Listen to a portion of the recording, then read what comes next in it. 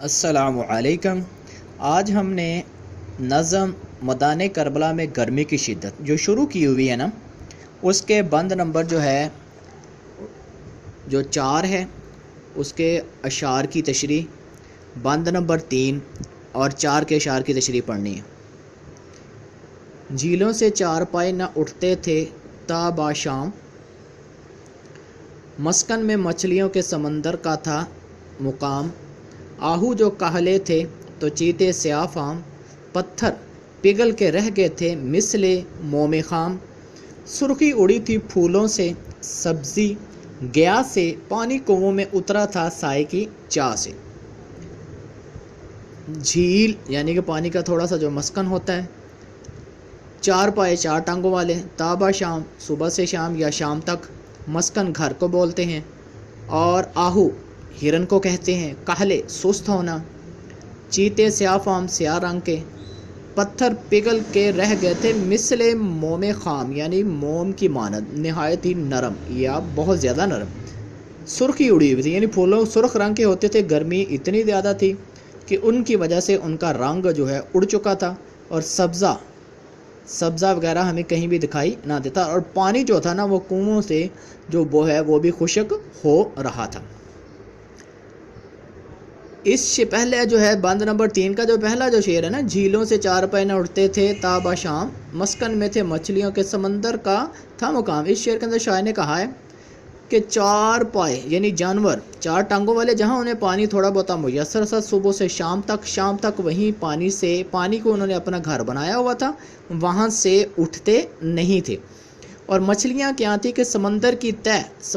تہ میں پہنچ چکی تھی، کیونکہ اگر وہ تہ کے اوپر آتی تھی تو بہت زیادہ گرمی تھی، اور ہرن جو ہے اپنی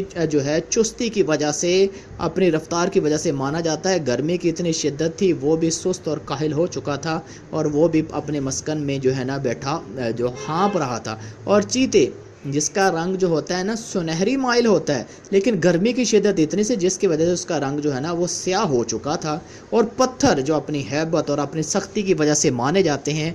وہ بھی موم کی طرح پگھل چکے تھے، نرم ہو چکے تھے۔ پھولوں سے سبزہ سے ہر طرف سے سرخی اڑی ہوئی تھی، سبزہ ہمیں کہیں دکھائی نہیں دیتا تھا، اور کنووں میں پانی بھی کہیں بہت کم دکھائی دیتا تھا۔ کوسوں کسی شجر میں نہ تھے گل تھے نہ برگو بار، کوسوں میل دور، شجر درخت کو کہتے ہیں، گل پھول کو کہتے ہیں، برگو بار پتے، پھل اور پتے، ایک نخل جل رہا تھا، نخل بولتے ہیں چھوٹے پودے کو، صورت چنار کی صورت یعنی ایک چھوٹا سا درخت ہے جس کے جو پھول ہوتے ہیں وہ سرخ رنگ کے ہوتے ہیں، ہنستے تھے کوئی گل ہنستا تھا، کوئی گل نہ لہکتا تھا سبزہ زار، کانٹا ہوئی تھی سوکھ کے ہر شاخ باردار پھل دینے والی، گرمی یہ تھی زیس سے دل سب کے سرد تھے، زیس بولتے ہیں زندگی کو، دنیا کو، پتے بھی مثل چہرہ مدکوک زرد تھے، مدکوک مرجھائے ہوئے۔ اس بند کے اندر شاعر نے کہا ہے کہ ہمیں پہلا جو ہے بند نمبر 4 اس میں کہا ہے کہ ہمیں میلوں دور کئی میل تک ہمیں کوئی درخت نظر نہیں آتا تھا، اور درخت اگر نظر بھی آ جائے تو اس پہ پھل اور پتے کہیں بھی ہمیں دکھائی نہیں دیتے تھے، ہر ایک پودا ایسے دور سے نظر آ رہا تھا کہ جیسے آگ کی مانند جل رہا ہو، نہ کہیں کوئی زندگی کا وجود تھا، ہنستا تھا، نہ کوئی گل نہ لہکتا تھا سبزہ زار، کہیں بھی کوئی ہمیں پھول نہیں دکھائی دیتا تھا، کہیں بھی ہمیں کوئی سبزہ دکھائی نہیں دیتا تھا، اور گرمی کی شدت اتنی تھی کہ وہ شاخیں جو پھل دیتی تھی گرمی کی شدت کی وجہ سے وہ بھی سوکھ چکی تھی، اب ان پہ پھل پتے کسی قسم کی کوئی چیز دکھائی نہیں دیتی تھی، گویا کہ اس دن اتنی زیادہ گرمی تھی کہ ہر ایک جو ہے وہ زندگی جو ہے دنیا کے اندر، چاہے انسان ہے، چاہے حیوان ہے، چاہے شجر ہے، ہر ایک جو ہے وہ اس